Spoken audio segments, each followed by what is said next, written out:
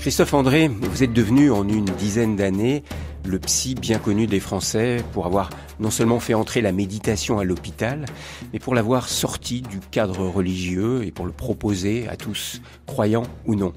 Une méditation en pleine conscience que vous enseignez au travers de vos livres, de CD, de podcasts et d'émissions radio. Mais si l'on connaît votre voix douce et votre visage apaisé, on connaît moins votre vie et surtout, ce que je souhaiterais aborder avec vous aujourd'hui, comment la méditation a transformé votre vie, et notamment dans les épreuves que vous avez eu à affronter, la perte d'un être cher, ou l'annonce et la traversée d'une grave maladie. Alors merci Christophe André de nous accueillir si gentiment chez vous, pas très loin du bois de Vincennes. Vous aimez marcher en pleine conscience. Vous avez déclaré un jour « J'ai eu des parents très peu doués pour le bonheur ». Vous en aviez conscience, enfant, ou vous l'avez réalisé plus tard en travaillant sur vous comme psychiatre? Non, comme beaucoup d'enfants, je trouvais ma situation normale et je voyais bien que c'était pas la joie à la maison, qu'il y avait des familles de copains ou de copines chez qui j'allais où l'ambiance était meilleure. D'ailleurs, mes parents m'ont raconté un peu plus tard, quand j'étais adolescent ou adulte, que j'étais un petit enfant fugueur, c'est-à-dire que jusqu'à l'âge de 4-5 ans, je disparaissais, je partais de chez moi et ils me retrouvaient chez des gens. Alors je ne sais pas si c'était un symptôme, si je fuyais une ambiance qui me pesait ou si tout simplement, j'aimais bien partir comme ça à l'aventure. Mais non, mes parents n'étaient pas doués pour le bonheur, les pauvres, c'était évidemment pas leur faute. Ils avaient grandi dans des familles dures, pauvres, et ils avaient fait de leur mieux pour survivre et pousser à travers ça, grandir à travers tout ça. Et vous pensez que cette quête du bonheur, mais aussi cette quête que vous avez menée en vous-même pour mieux vous connaître, mieux vous aimer, s'enracine dans ce manque quelque part familial? Sans doute. Alors c'est de la réécriture évidemment de mon passé, mais je crois bien sûr que comme tout être humain, et comme mes parents d'ailleurs, j'aspire à être heureux. Mes parents aspiraient à être heureux, ils s'y prenaient mal simplement, mais ils ne rêvaient que de ça. Et donc cette quête du bonheur, d'abord je me suis très vite rendu compte que je devais l'apprendre à l'extérieur de ma famille et que je n'avais pas reçu de ma famille ces enseignements-là. J'en avais reçu d'autres, très bénéfiques, mais pas celui-là. Et donc, sans doute que c'est ça qui m'a poussé vers la psychiatrie et puis ensuite, dans la psychiatrie, vers le travail sur la psychologie positive, l'estime de soi, la méditation, c'est-à-dire au fond toutes ces formes de réflexion sur la condition humaine de nature à nous faire progresser, à aller dans ce qu'on appelle le développement personnel. Lorsque nous nous étions rencontrés la première fois, Christophe André, vous m'aviez dit que vous aviez eu vraiment un choc en terminale en découvrant Freud. Ouais. C'était lié aussi quelque part à cela ? Sans doute. C'est-à-dire, ce qu'il faut comprendre d'abord, moi je suis déjà maintenant un presque vieux monsieur, j'ai 63 ans, donc la terminale pour moi c'était j'ai eu mon bac en 73, donc 72-73. À l'époque, la psychologie n'avait pas la place gigantesque qu'elle a dans nos sociétés aujourd'hui. Elle était connue, il y avait des gens qui s'y intéressaient, mais c'était pas du tout un savoir très grand public comme ça l'est aujourd'hui. Et mes parents, par exemple, mon père, moi je dis souvent que mon père était un homme pré-psychologique, comme il y a des hommes préhistoriques, et pour lui la psychologie ça n'existait pas, il n'y avait pas d'introspection. C'était pour les fous comme on disait, c'est ça. La psychiatrie c'était pour les fous et la psychologie c'était pour les dames névrosées, Et un vrai mec, il baissait la tête, il avançait, il serrait les dents quand il avait mal et il parlait jamais de ses émotions. Et à la maison on ne parlait jamais de quoi que ce soit qui avait trait aux émotions, aux ressentis intérieurs, etc. Donc, effectivement, quand j'ai découvert Freud grâce à l'enseignement de philosophie, ça a été un choc considérable. Vous en souvenez de ce qui vous avait vraiment choqué, interpellé à ce moment-là? Je me souviens très bien déjà des livres de Freud que j'achetais à l'époque dans ce qu'on appelait la petite bibliothèque Payot, qui était une petite bibliothèque de poche, très bon marché. Je me souviens des couvertures, je me souviens de mon gros bouquin, l'introduction à la psychanalyse. J'ai pas de détails précis, mais ce qui me bouleversait, c'était de voir que on pouvait se pencher sur nos émotions, les comprendre, apprendre à les décrypter, apprendre à mieux vivre avec elles. Alors, même si après, je me suis aperçu que Freud était un meilleur conteur que thérapeute, mais quand même, ça a été formidable de découvrir que la psychologie existait, qu'elle était compréhensible et qu'elle pouvait être utile dans la conduite de nos vies. Alors, pourquoi est-ce que Christophe André, vous n'êtes pas devenu un grand psychanalyste, mais que vous êtes devenu un psychologue et un psychiatre? Vous avez travaillé en hôpital psychiatrique. Ah, psychiatre, en toute immodestie, j'ai voulu faire comme Freud. Donc, j'ai lu Freud, ça m'a plu, ça m'a séduit. Donc, je me suis dit, non, tu seras pas ingénieur, comme tout le monde veut que tu le deviennes, puisque j'étais un bon élève de classe scientifique. Tu seras comme Freud. Alors Freud, qu'est-ce qu'il a fait déjà? Oui, Freud, il était médecin, puis psychiatre. Donc voilà, tu vas faire médecine et psychiatrie. Sinon, j'aurais pu faire psychologie aussi, mais parce que Freud n'était pas psychologue et psychiatre. Voilà, donc je me suis embarqué dans ces études de médecine qui m'ont passionné, qui m'ont beaucoup appris, qui m'ont appris, avant de me permettre de me pencher vers la psychiatrie, qui m'ont appris l'empathie, la compassion, la découverte de la souffrance de manière générale et pas seulement la souffrance psychologique. Et donc, c'était une très bonne idée de passer d'abord par la médecine, que j'ai beaucoup aimée, et avant de me tourner vers la psychiatrie. Mais c'était vraiment pour faire comme Freud. Je voulais pas devenir le nouveau Freud, mais je voulais suivre sa voie. Visage RCF. Christophe André, il y a un événement d'ordre privé qui a été assez fondateur dans votre vie. Plus tard, vous étiez déjà devenu psychiatre. C'est vers l'âge de 30 ans. Vous perdez un ami, votre meilleur ami. C'était Michel. Oui. Lors d'un accident de moto. Vous pouvez nous dire ce qu'il s'est passé en vous, à ce moment-là, en vivant cet événement-là, qui a été, je dirais, fondateur quelque part dans ce que vous êtes aujourd'hui? Oui, en tout cas, ça a été une cassure très très nette dans la direction que prenait ma vie. Ce qu'il faut comprendre, c'est que moi, je m'étais construit un petit peu tout seul. Enfin, évidemment, j'avais été élevé, instruit par mes parents, mais j'étais pas proche d'eux. J'avais pas grand monde dont j'étais proche. J'avais mes copains de fac dont j'étais proche, mes copains de rugby, mes petites amies. Mais finalement, mon ami Michel a été la première personne que j'ai rencontrée. On s'est rencontrés à l'internat, dont j'étais immensément proche, avec qui je partageais tout. Les lectures, les voyages, les aventures sentimentales. On avait on était un peu comme deux frères ou deux jumeaux, d'une très grande proximité. Donc, quand il est mort dans cet accident de moto, on faisait de la moto ensemble, c'était au sud du Portugal. Il est mort dans vos bras? Ouais, il a eu l'accident sous mes yeux. Bref, les circonstances importent peu, mais donc j'ai sauté de ma moto pour aller le voir en espérant que c'était pas trop grave. Et là, en retirant son casque, j'ai vu qu'il allait mourir. Il était déjà en état de choc. On a échangé quelques mots. J'ai essayé de le réconforter. Puis j'ai vu que il a sombré dans le coma. Bref.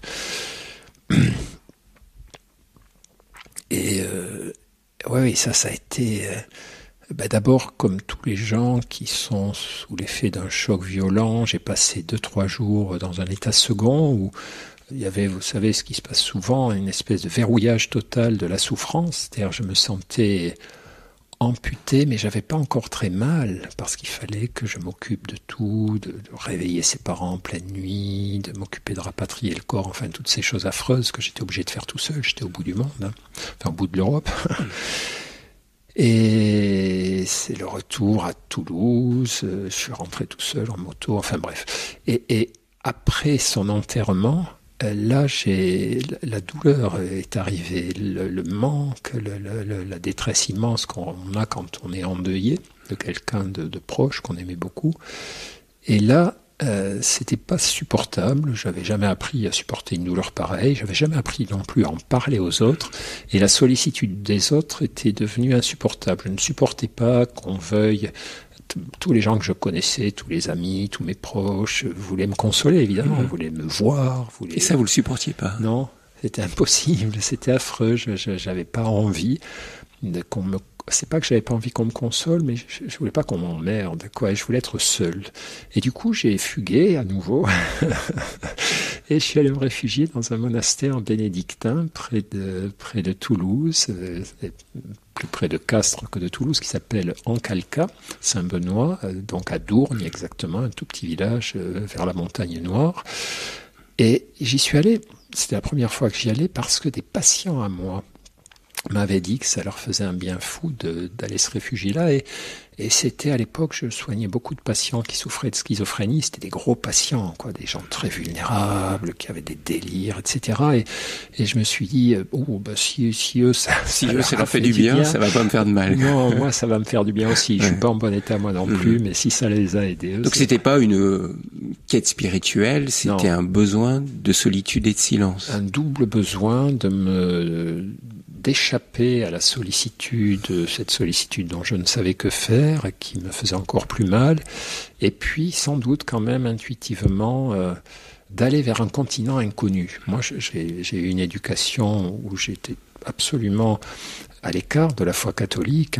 Je viens d'une famille communiste, mon grand-père était un militant communiste qui m'apprenait à insulter les curés, à chanter l'Internationale quand on croisait des curés, il appelait ça des capellans, c'était un Cévenol, ce grand-père, il aimait pas les curés, enfin il aimait pas les églises, quelles qu'elles soient, protestantes, catholiques. Donc vous n'étiez pas venu en Calcate, je dirais, en bon catholique venant faire une retraite. Non, c'était pas organisé, planifié, mais sans doute que je cherchais quelque chose, parce que j'aurais pu aussi aller dans un autre monastère bouddhiste ou dans une grotte, et il y avait sûrement quelque chose qui m'attirait, parce que c'est aussi l'époque où je commençais à m'apercevoir qu'il y avait tout un pan de ma culture qui était absolument absent. Je ne connaissais pas, je connaissais mieux les dieux égyptiens que les saints catholiques, je n'avais pas de référence. Et Christophe André, qu'est-ce que vous avez trouvé, vécu pendant cette retraite suite à la mort de votre ami en Calcate? D'abord, j'ai été très touché par l'accueil des bénédictins. Alors, je sais bien que c'est dans leur dogme, leur principe d'accueillir les gens qui frappent à la porte du monastère, mais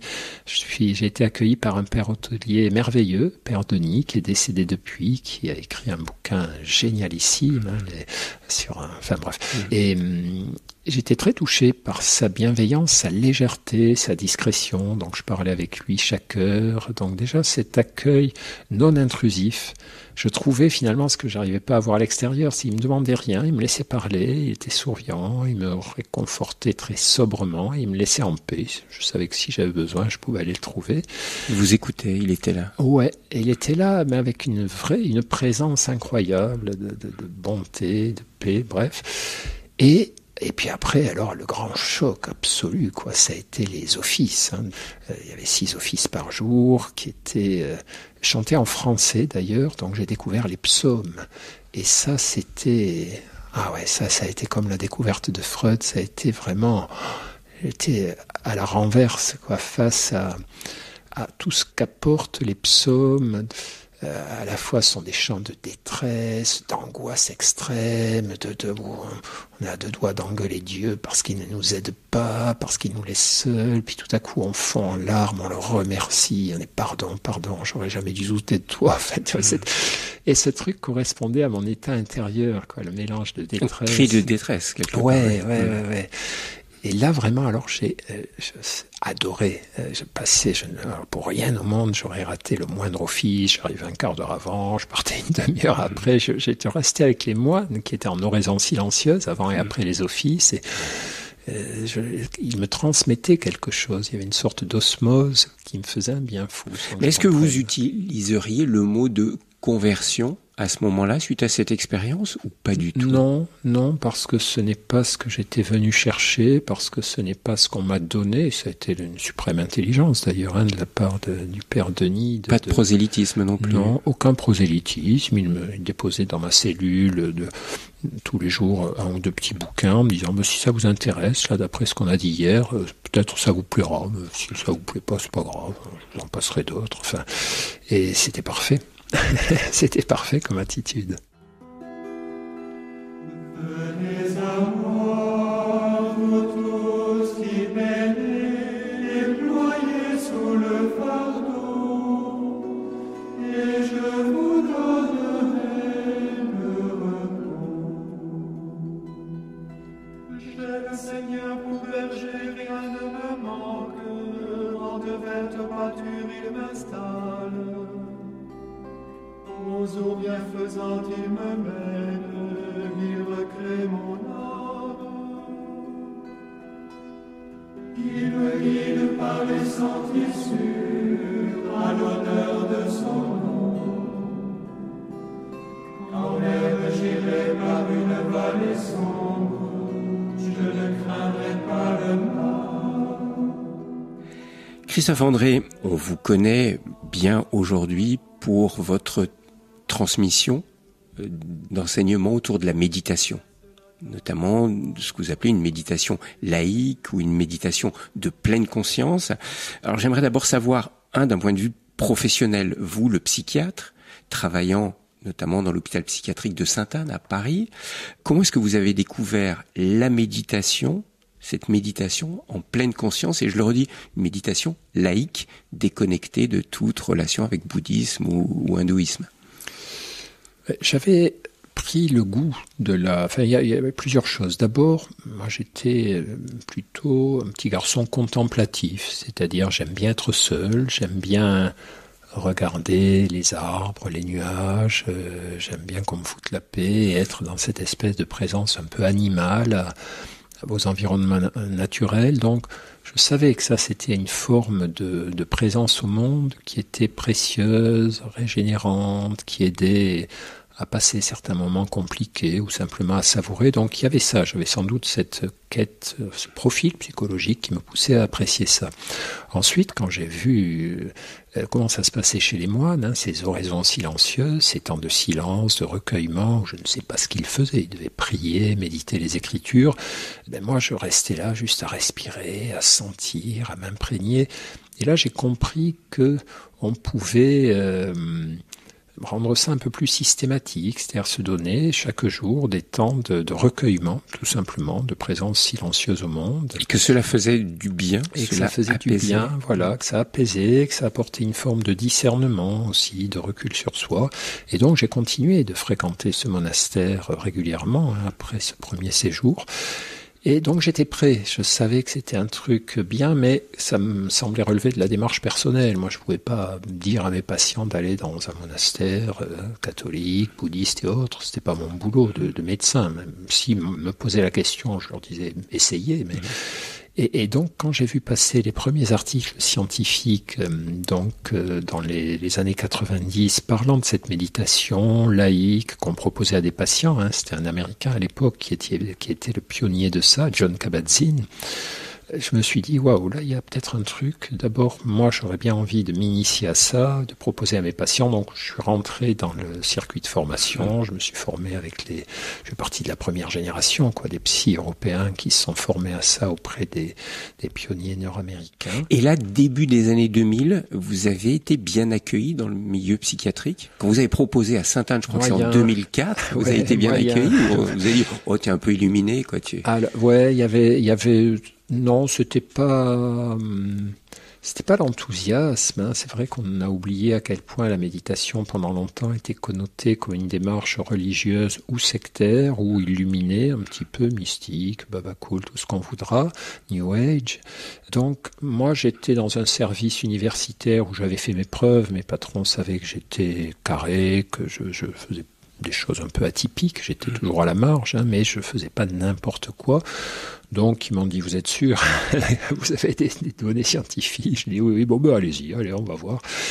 Donc, eux m'ont fait confiance et c'est ça qui a permis le décollage. Et pour nous, c'était important parce que le service universitaire de Sainte-Anne où j'exerçais, c'est le service donc hospitalo-universitaire, c'est vraiment un des services de référence de la psychiatrie française. C'est là qu'ont été inventés les neuroleptiques et beaucoup d'autres médicaments. Donc, c'est vraiment très carré, très psychiatrie biologique, génétique et tout. Donc, si vous avez votre place là-dedans, ça veut dire que, a priori, vous n'êtes pas raide dingue. Donc, ça a aidé. Et vous, Christophe André, vous avez vite observé que la pratique de la méditation faisait du bien à vos patients. Ah ouais.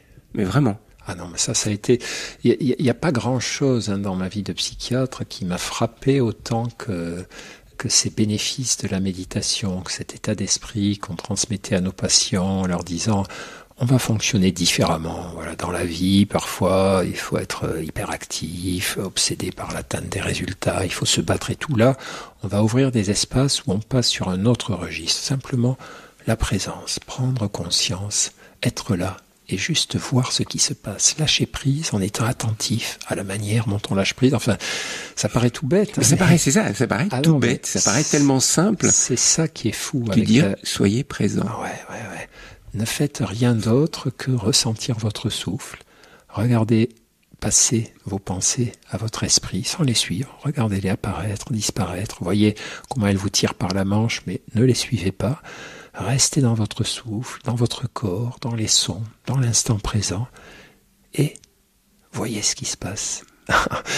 Eh bien, ce truc-là, alors les premiers patients étaient un peu déconcertés, évidemment. Ils se demandaient qu'est-ce qui se passait, sur qui ils étaient tombés.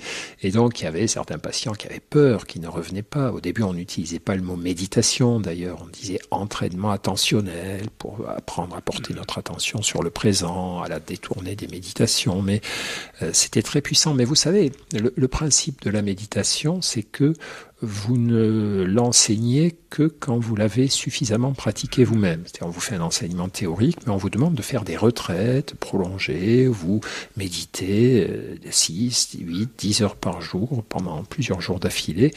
Et donc, vous avez pris le goût, vous avez déjà vu ce que ça donnait sur vous-même. Et moi, j'avais vu que c'était un truc fou.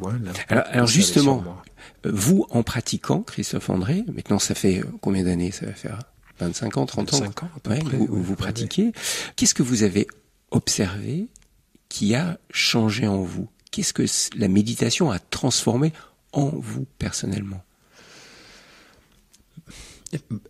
Tellement de choses. Mais peut-être pour essayer de schématiser, ça, il y a deux axes peut-être. Il y a la notion de connaissance de soi et puis la notion d'entraînement de l'esprit.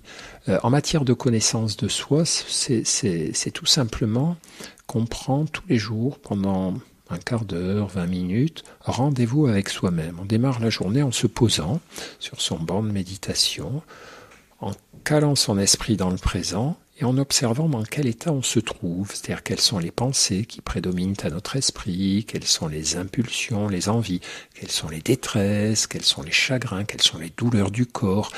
Et on observe comment nous sommes en train de nous préparer à réagir à ça. Au fond, ce mal de dos, là que je traîne depuis 2-3 jours, je prends le temps d'observer quel genre de pensée il fait naître en moi.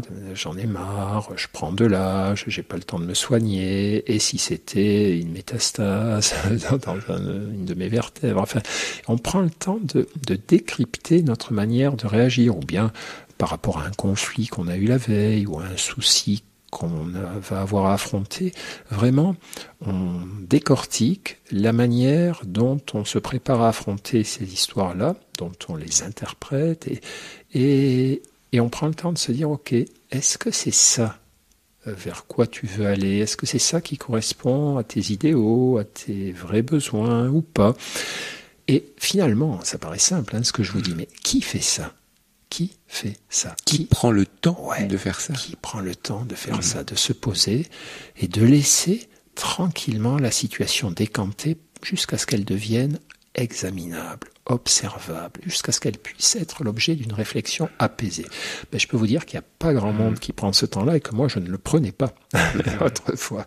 Donc ça, c'est l'aspect connaissance de soi, et ça aussi, ça paraît déconcertant tellement c'est simple, mais c'est un peu comme le principe du journal intime, finalement. Prendre le temps de se contraindre à écrire chaque jour ce qu'il y a en nous et à faire cet acte d'écriture nous fait passer du confus au clair, nous fait passer du truc un peu la bouillie de mélange de pensées, d'émotions, d'impulsions, de malaise, à quelque chose qu'on a pris soin de clarifier. La méditation fonctionne de la même manière.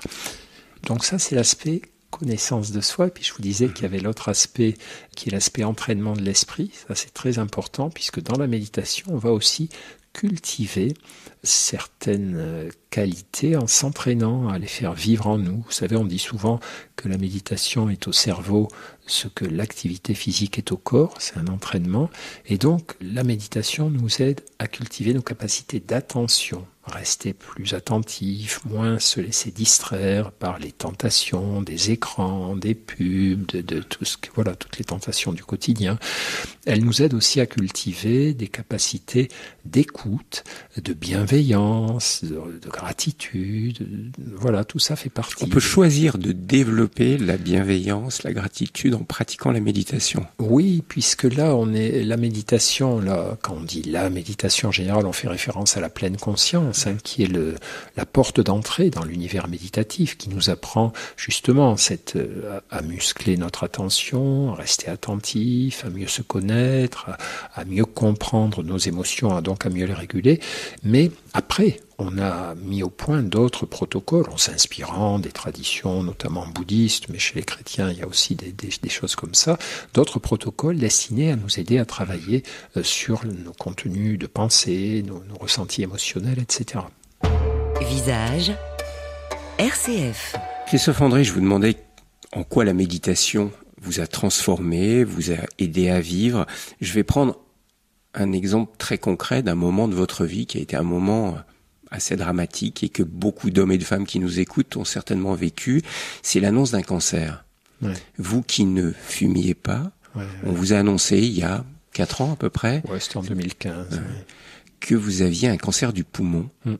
Comment vous avez accueilli cette annonce et comment la méditation vous a accompagné dans ce moment-là?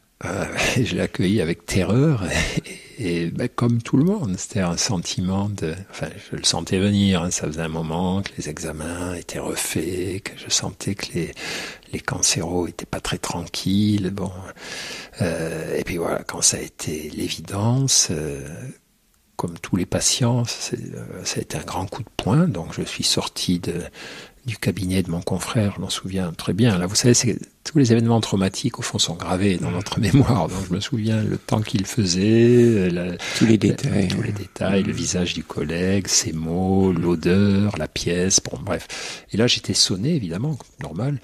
Et heureusement que j'avais déjà ce savoir-faire méditatif. Donc, le premier truc, j'ai pas téléphoné, j'ai pas réfléchi, j'ai pas planifié. Je suis sorti dans la cour de l'hôpital, je suis allé m'asseoir sur un banc direct.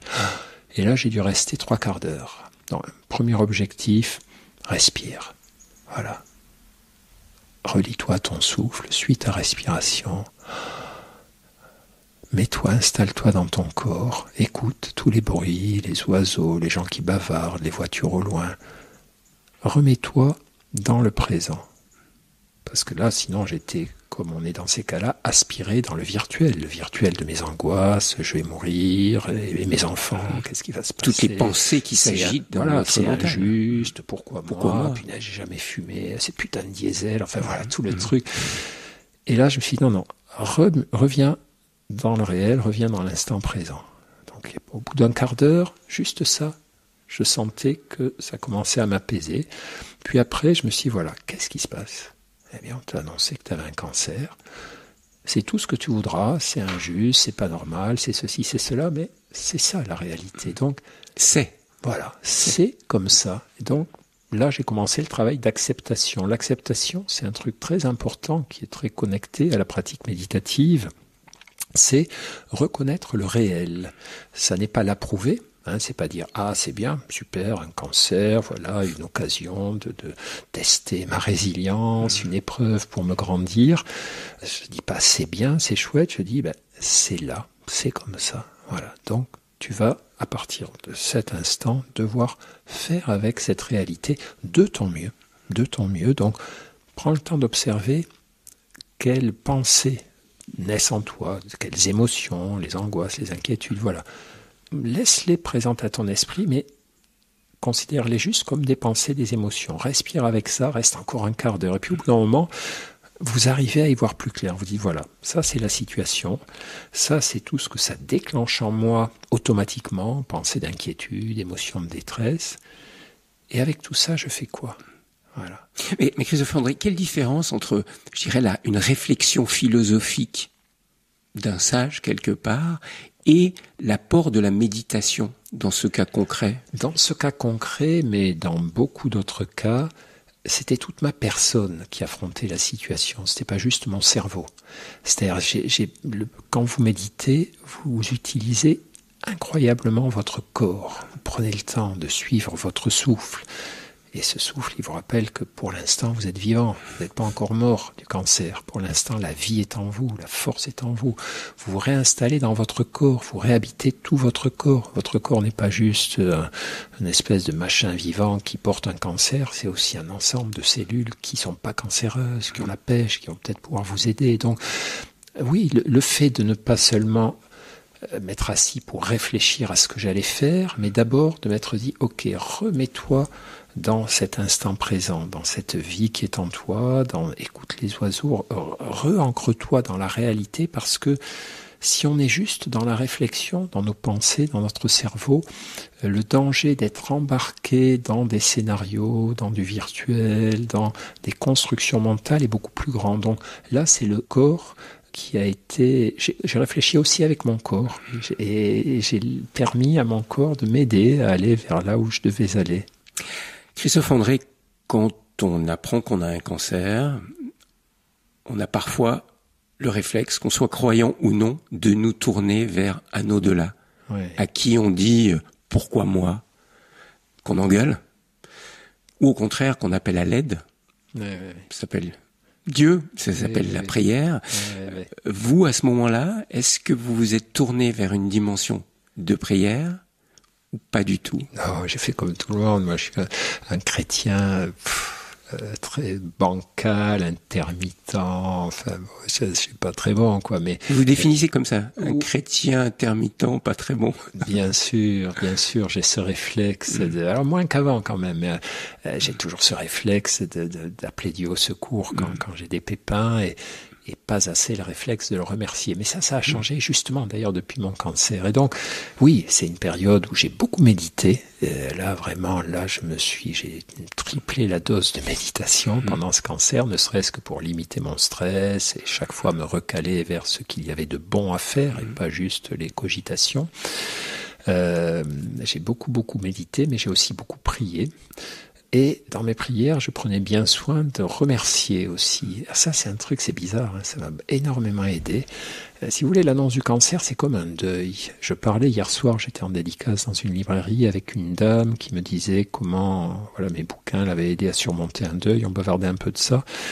Et on discutait de cette sorte d'équilibrage qui se produit peu à peu dans le deuil, où on arrive à associer à la peine liée à la perte de la personne aimée, le bonheur de l'avoir connue, la capacité de se dire, et d'y croire, hein, c'est pas juste se le dire, mais d'y croire, de se dire, bon, qu'est-ce que j'aurais préféré finalement? Ne jamais avoir connu mon mari, mon enfant que j'ai perdu, et comme ça j'aurais pas de peine aujourd'hui, ou avoir eu le bonheur de l'avoir connu, et malheureusement la peine de l'avoir perdu, mais ne jamais lâcher ce bonheur. Et donc, dans mes prières, je remerciais Dieu. C'est drôle, ça, je suis un peu ému d'en parler, mais je disais, écoute, je sais pas ce qui va m'arriver, quoi. C'est toi qui vas décider, mais merci quand même, parce que ma vie jusqu'à présent a été vraiment chouette. Quoi qu'il arrive, c'était super. Vraiment, merci beaucoup. Et puis, si tu peux m'aider à continuer un peu, ça serait vraiment bien aussi, ça serait vraiment super. Mais en tout cas, c'est toi qui vas décider, et quoi qu'il arrive, merci, vous voyez. Et ça m'a aidé, comme nous aide toutes les fois où nous exprimons de la gratitude, où nous la ressentons sincèrement. C'était sincère. Je me disais, t'as quand même eu tellement de choses passionnantes, émouvantes, t'as reçu tellement d'amour, quoi, que c'était bien. Quoi, merci. Merci Dieu. Mais alors Christophe André, quelle différence entre la méditation et la prière à ce moment-là? Alors, pour moi, la méditation, c'est quelque chose qui n'est pas antagoniste avec la prière, qui est parfaite pour la précéder. voyez, moi, quand j'ai... Ça nous met en disposition. Ouais, ça nous met en état de présence, de réceptivité, de dépouillement. Je crois qu'on prie d'autant mieux qu'on s'est mis tout nu psychologiquement, qu'on a lâché ses défenses, ses attentes. Et un autre petit exemple, un autre moment où il s'est passé un truc très fort avec la prière, c'était quand je suis allé après mon opération. Donc on m'a enlevé les 3/4 du poumon droit, qui était le poumon cancéreux, bref, et on a enlevé aussi tous les ganglions, puisque vous savez que c'est par là que les ennuis peuvent arriver, si le cancer a métastasié, a commencé à coloniser les ganglions. Donc après l'opération, quelques jours après, je retourne voir le chirurgien qui devait me donner les résultats, me dire est-ce que les ganglions étaient touchés, ce qui est mauvais signe, là il va y avoir des ennuis, ou est-ce qu'ils étaient sains. Et là, évidemment, j'avais la trouille de ma vie, quoi. Les punaises, ils sont touchés de nouveau. Donc, j'étais avec mon épouse, on s'est arrêté dans la petite chapelle de l'hôpital pour prier tous les deux. Mais moi, je me souviens très bien que j'étais vraiment très perturbé. Je voulais pas commencer à prier avec cet esprit agité par l'angoisse, la tristesse. Et donc, mes 10 premières minutes, c'était juste de la pleine conscience. Respire, ressens ton corps, écoute, renifle, rien d'autre. Tu demandes rien, tu fais rien, tu cherches rien, sois juste présent de toutes tes forces, lâche tout, sois dans la simple présence. Et puis là, j'ai commencé à prier, toujours mon circuit. Merci Seigneur, quoi qu'il arrive, c'était super, je te suis immensément reconnaissant, voilà. Si tu peux prendre encore un peu plus soin de moi et des gens que j'aime, c'est top. Si tu estimes que c'est plus le moment, c'est top aussi, j'accepterai. Mais que ta volonté soit faite. Que ta volonté soit faite. Mais c'était beaucoup plus fort parce que j'avais médité un petit peu avant. Donc, c'est pas la même chose, très très clairement.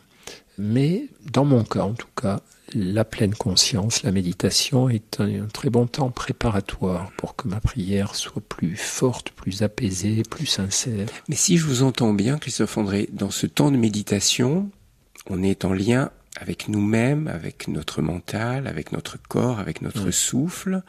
Dans la prière, on est plus dans une relation. Bien sûr. Et avec une relation extérieure à nous-mêmes ou au plus intime de nous-mêmes, je ne sais pas. Bien sûr, mais vous savez, je crois que la relation qu'on cherche à établir avec Dieu ou dont on cherche à se rendre conscient, a priori ce que nous disent les pères, les enseignants chrétiens, c'est qu'il est là, il faut juste, comme disait Simone Veil, on n'a rien à trouver, il faut juste déblayer pour accéder à ce qui est là. Mais dans la prière, effectivement, il y a cette recherche d'une relation, mais c'est comme dans la vraie vie. Quand j'étais, là j'ai pris ma retraite, mais quand je consultais à l'hôpital, à la fin de ma carrière, grâce à la méditation, je prenais toujours un temps entre 2 patients pour me recentrer.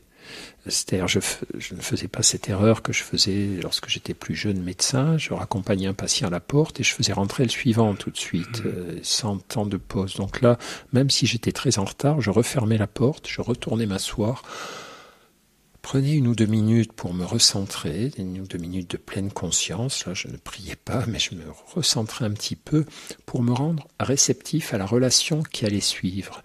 Et finalement, la relation à Dieu obéit un peu au même. Il faut se débarrasser de toutes les scories de pensées, d'objectifs, d'attentes, de matérialité, et se mettre une fois de plus dans une position de dépouillement, je crois, pour bien prier.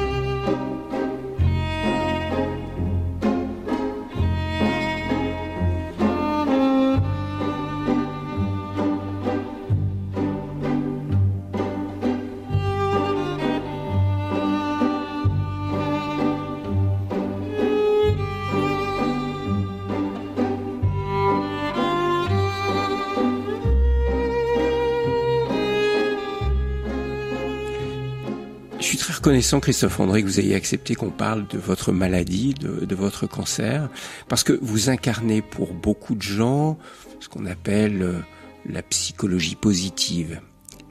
Et il y a toute une partie de la population qui est irritée par la psychologie positive, qui n'aime pas la psychologie positive, qui trouve que c'est une fuite du réel, que c'est une pensée bisounours, et une pensée qui exclut, je dirais, la place du tragique, la place de la faiblesse. Ça, j'aimerais qu'on en parle ensemble. À partir de cette expérience que vous avez vécue, de votre faiblesse, de votre expérience du tragique, le risque de mourir, comment vous tenez les deux, cette psychologie positive que vous enseignez?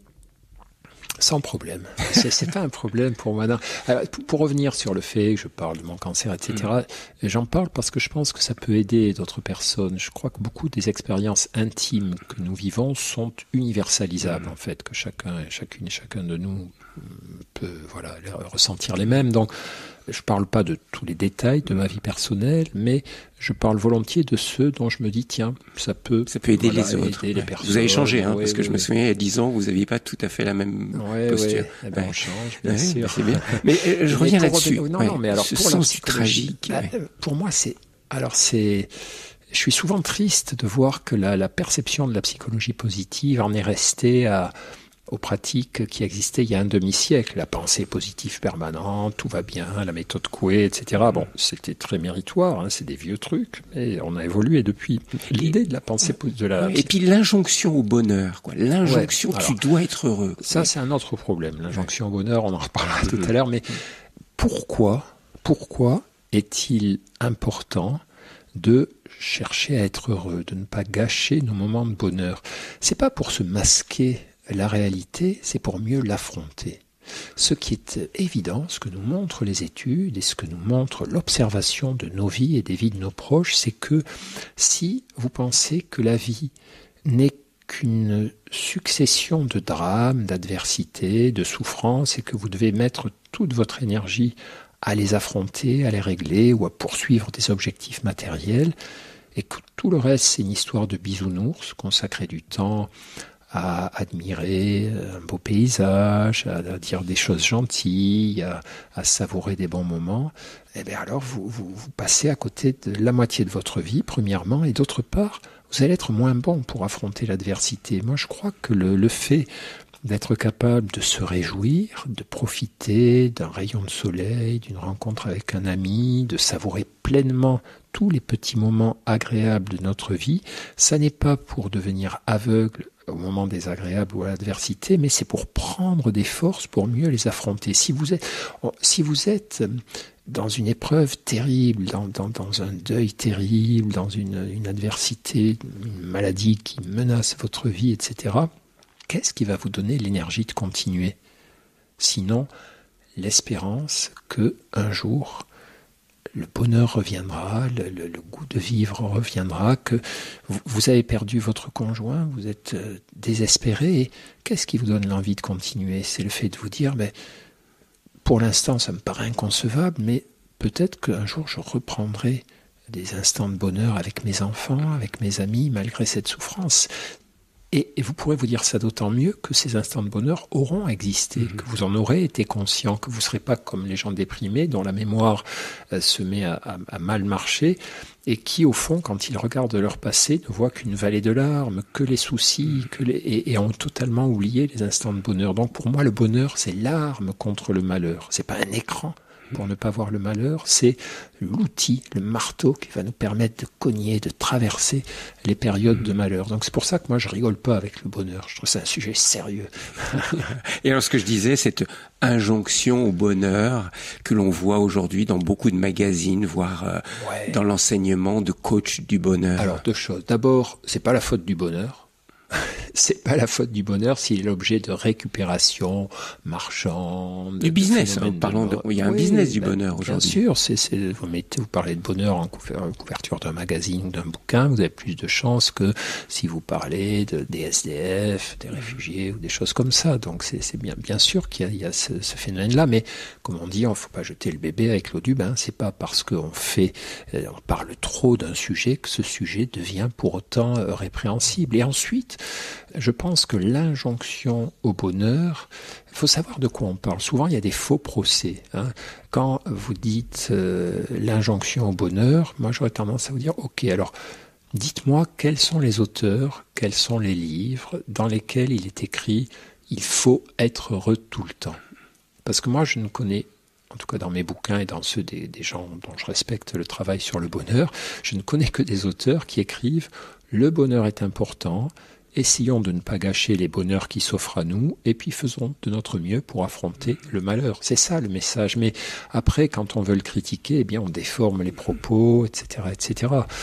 Bon. Et puis, il y a aussi d'autres injonctions. Moi, l'injonction à dépenser son fric en achetant des choses inutiles, l'injonction à regarder les écrans, me semblent des injonctions beaucoup plus menaçantes que l'injonction qui consiste à dire « faites de votre mieux pour être heureux, vous serez plus agréable pour les autres ».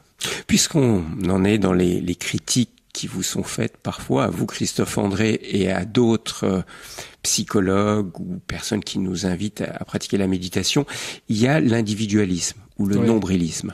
Quand on vous dit méditer, c'est du nombrilisme. Comment vous réagissez à ça ? Ça me paraît un peu plus recevable parce que c'est sans doute une erreur qu'on a faite à un moment donné.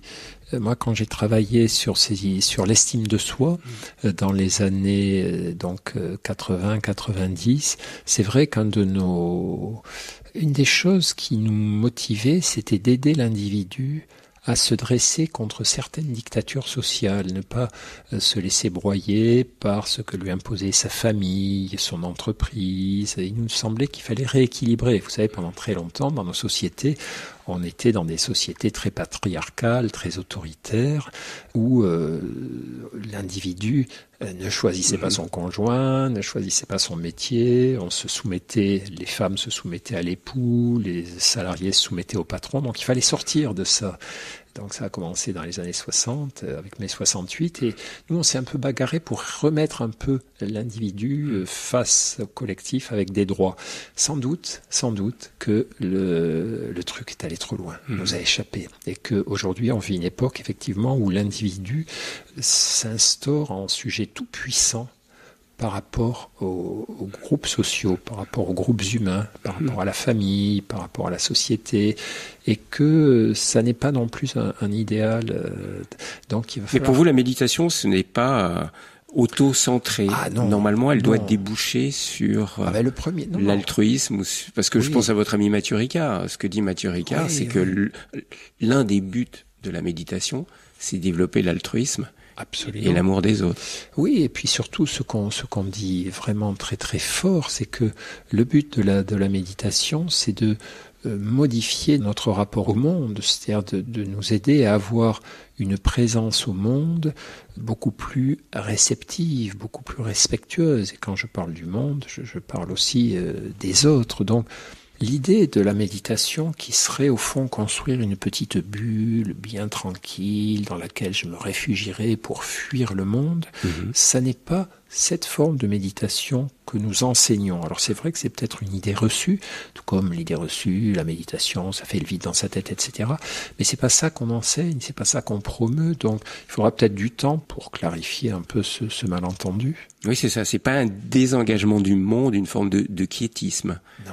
C'est d'être en relation avec ce monde. Absolument, mais même je crois que le quiétisme a été assez injustement attaqué. Je suis pas un expert, mais au fond le quiétisme, c'était, si j'ai bien compris, c'était un courant qui consistait à attendre un peu la visite de Dieu. Alors ça agaçait beaucoup parce qu'à l'époque, 17-18e, c'est l'époque où le catholicisme a commencé à se faire militant, à vouloir aider les pauvres, et il semblait à ces militants-là que les quiétistes, au fond, ne foutaient rien. rien, quoi, pour changer. C'est toujours l'éternelle opposition entre action-contemplation. Voilà, en permanence. Mais ce qu'il faut rappeler, c'est qu'on a besoin de tout le monde. Je crois que l'exemple des méditants ou des quiétistes, c'est aussi un exemple très très inspirant par rapport à ceux qui sont plus tournés vers l'action et l'engagement. Vous avez eu besoin des moines d'Ancalcate, par exemple. Exactement. Ils vous ont aidé dans votre vie.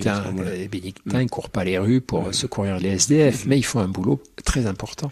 Christophe André, est-ce que la pratique de la méditation en pleine conscience nous ouvre naturellement aux questions spirituelles? Ouais. Alors ça, j'en suis persuadé, la pente naturelle de la méditation, c'est la spiritualité.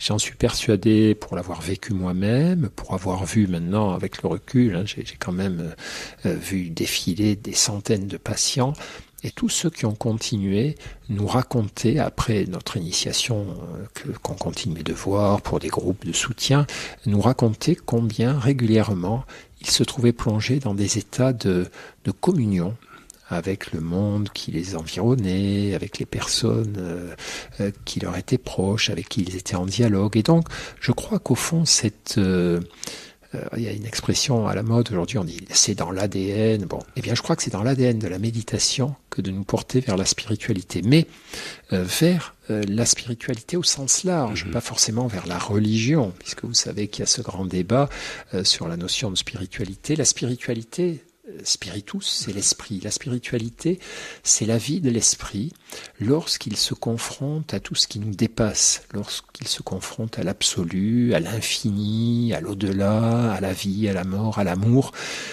Tout ce qui nous dépasse, c'est-à-dire tout ce qu'on a du mal à expliquer avec des mots, avec des concepts, et tout ce que parfois on perçoit mieux en se tenant là, tranquille, sans parler, en se laissant imprégner. C'est ce qui nous arrive quand on contemple la voûte étoilée, notre bébé qui dort, ou une vieille personne en train de mourir.